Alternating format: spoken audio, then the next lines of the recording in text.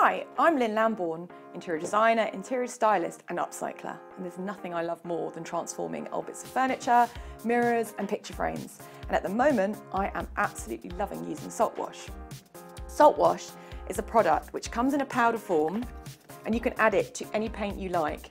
So it could be old bits of paint that you've got lying around in your workshop, or things that you haven't finished from other projects, or any paint that you buy in the shop. It gives, I would describe it as kind of a coastal effect, a really weathered look, something that appears to have been on the seaside for a while, and it's a real look of now.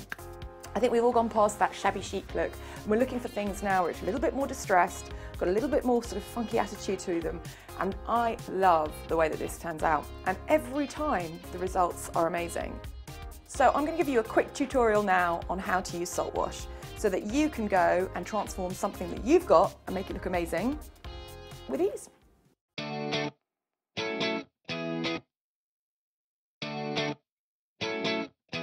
So today I'm going to transform this wooden crate using Saltwash. I'm going to use chalk paint to transform my crate, but you can use any paint, emulsion, any bits and pieces that you've got lying around, use them up with the Saltwash. Now with chalk paint it's roughly 12 ounces of Saltwash to 16 ounces of chalk paint, but it's just to make the consistency like a cake mix really, and the measurements are all available on the website if you've got any questions at all. So what you need to do is pour it into your handy measuring cup here, and the next stage is to add your Saltwash powder. It comes with a handy little scoop, so just pop it in to your paint. The next stage is to mix your powder into the paint with your handy mixer. Now the beauty of Saltwash is it doesn't change the colour of the paint at all, so you don't need to worry that by adding the white powder that you're going to suddenly dilute the colour that you've picked. That doesn't happen. It mixes all in and it's exactly the same colour that you started with. So as soon as it's thick enough not to fall off the stick, that's exactly the consistency that you want.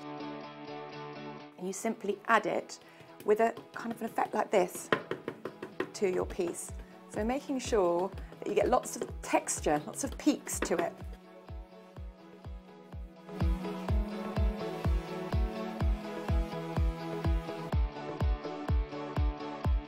Once the Saltwash has started to dry, the next thing you're going to do is just take the layer of those peaks down slightly. So knock them back just by using smooth strokes with your paintbrush. Just smooth over the peaks and flatten them ever so slightly.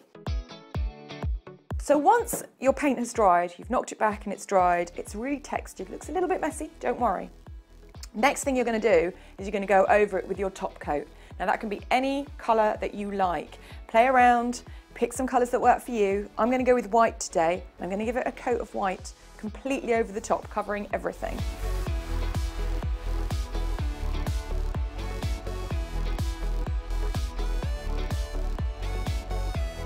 So now the crate is completely dry and I've actually painted inside as well, just to give it that flow of colour.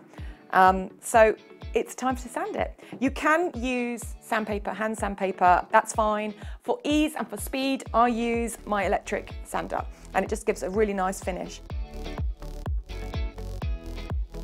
So here is a table that I salt washed earlier as well, and it gives you an idea. I've sanded this and you can see the detailing that comes through once you start sanding that top layer off, revealing the salt wash colour that's underneath. So whatever you've mixed your salt wash into comes through from underneath.